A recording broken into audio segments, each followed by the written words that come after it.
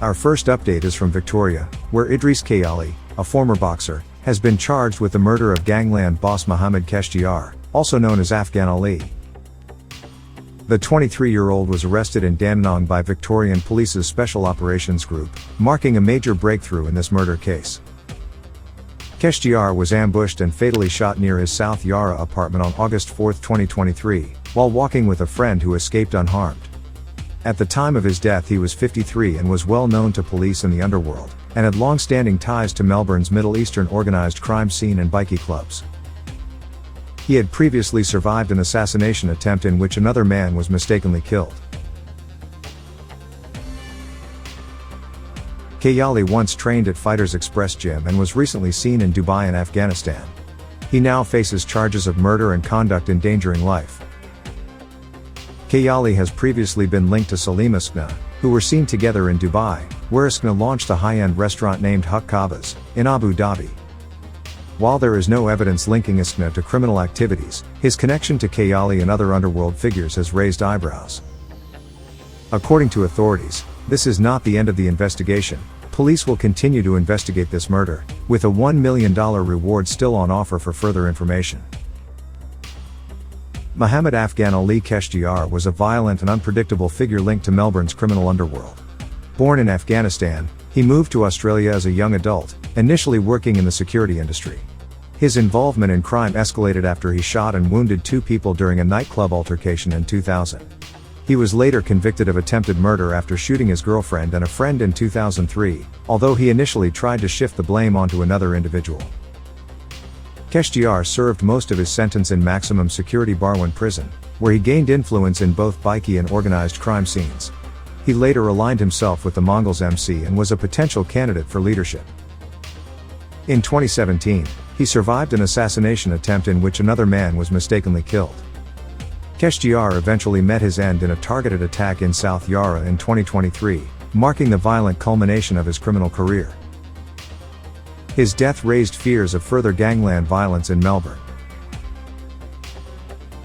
Next update is from Perth, where former Rebels bikie boss Karl Labrook has lost his attempt to appeal a jail term that was added to the sentence he was already serving.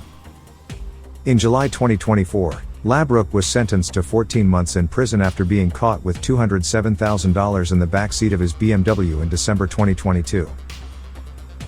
Further investigation revealed another $248,000 found at the home of his co-accused, Kelly Kersley.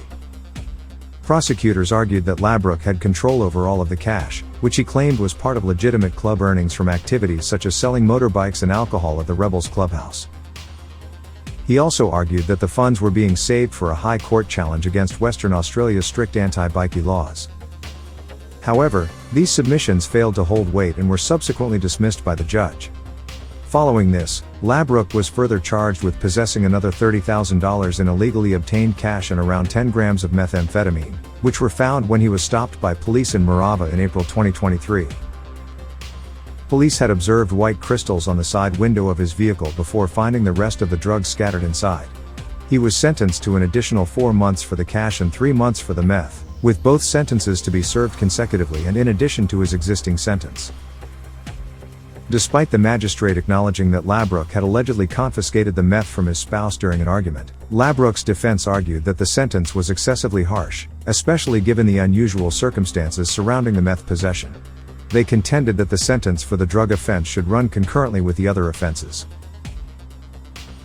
However, Supreme Court judge stated that the magistrate had properly considered all relevant factors when imposing the sentence and the appeal was rejected.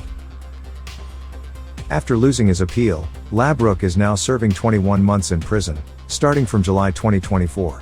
If he doesn't get parole, he'll be released in April 2026, but if he does, he could be out as early as September 2025. It's also been reported that he's left the Rebels and joined the Comancheros. With his release possibly just months away, many are watching to see how many bikies follow him and join the notorious Comos, and whether this move sparks new tensions between the rival bikie clubs. Our next update is from Sydney, where Hassan Osseili, a 24-year-old assassin, has been sentenced to 14 years in jail with a non-parole period of 9 years for a gangland shooting that left a 9-year-old girl seriously injured. The incident occurred on July 8, 2022, when Osseili fired 5 shots at 3 children helping their mother unload groceries outside their southern Sydney home. One bullet struck the young girl in the hip, leaving her with lifelong physical and psychological injuries. The intended target was the children's father, who was not present at the time of the shooting. Although earlier reports speculated that he had links to the Brothers for Life gang, potentially tying the incident to the ongoing conflict between the Hamzi and Alameddine clans, however his identity and background remain unconfirmed. The judge emphasized that Osseili clearly saw the children and intentionally opened fire, describing the act as irreparably damaging to the victim's life. Osseili and his accomplice, Mahmoud Rizk, were recruited through an encrypted messaging app by an unidentified crime figure, whose identity remains undisclosed. While Osseili carried out the shooting, Rizk acted as the getaway driver. They used a stolen BMW for the shooting, but after the getaway car failed to start, they set it on fire and fled on foot. In a state of panic, Rizk leapt into the St. George's River and attempted to swim across, but was arrested 2 hours later, soaked, and covered in sand, while Osseili escaped, to be arrested 2 days later. The court also heard that Osseili was a heavy drug user, consuming 3 to 5 grams of cocaine and 2 to 3 grams of ice daily. At the time of the shooting, he was under the influence and had not slept for 3 days. He was sentenced to 14 years in prison, with a non-parole period of 9 years. Previously, Rizk was convicted as an accessory to the murder and was sentenced to 12 years in prison in 2023. The weapon allegedly used was a 9mm Spreework P38, self-loading pistol. The case was described as one of the most shocking acts in Sydney's ongoing gangland conflict.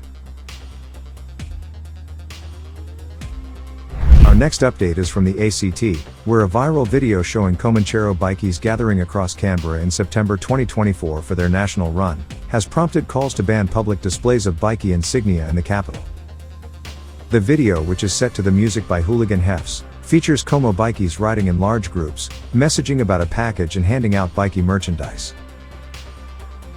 The video follows coma members as they roll through the capital in force, stopping at a brothel, a sports bar in Mitchell, and even posing in front of the Eagle, the defense monument near Kings Avenue Bridge. But it's more than just a joyride. The bikies are shown exchanging cryptic messages about a package, handing out gang merchandise, and flashing their insignia with brazen confidence. As tension builds, the final twist reveals the package is a Comanchero jacket, symbolizing brotherhood, rebellion, and a life outside the law. The Australian Federal Police Association has raised concerns, calling the video a recruitment tool and accusing the ACT for being too lenient on the organised crime and the bikies. Association President Alex Caruana criticized the territory's lack of anti-consorting laws and bans on club insignia, saying the ACT risks of becoming a bikie haven. The Canberra Liberals are now pushing for legislation to prioritise public safety over bikies' rights to gather and display their patches. The video has racked up nearly 300,000 views on YouTube, with many interpreting it as a bold propaganda piece, cloaked in rebellion and mystique. Strangely, it's been online since September, almost 6 months, and only now has it caught the attention of authorities. Our final update is from Melbourne, where former Bandido's bikie and professional boxer Johnny 2 Guns Walker is in a coma, after suffering a major seizure on his 44th birthday. Walker was preparing for a highly anticipated fight against former Hells Angel Daniel Porky Lovett, scheduled for June 28. The medical episode has cast serious doubt over his boxing future, just months after making a comeback with a win over Sydney fighter Paul Howdees. That return came despite doctors advising him not to fight again, following a 2009 bout. Under the guidance of trainers David Hegarty and former AFL star Billy Nichols, Walker had dropped 14 kilograms to get back into shape. His return to the ring followed the loss of his job as a CFMEU delegate, which forced him back into boxing to support his family. His partner Jess took to social media, expressing how quickly life can change and praised Walker's strength and resilience. The cause of the seizure is still unknown.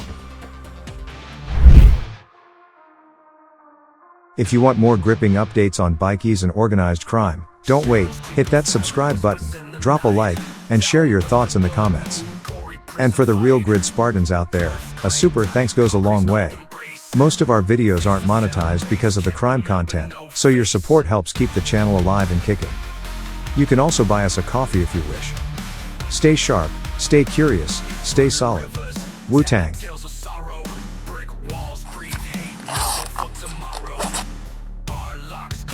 Reality's a knife, no sunrise here, just endless strife. What's in here, mate? That feels like a gun. Is that loaded? Is that loaded, mate? It's a gun, okay?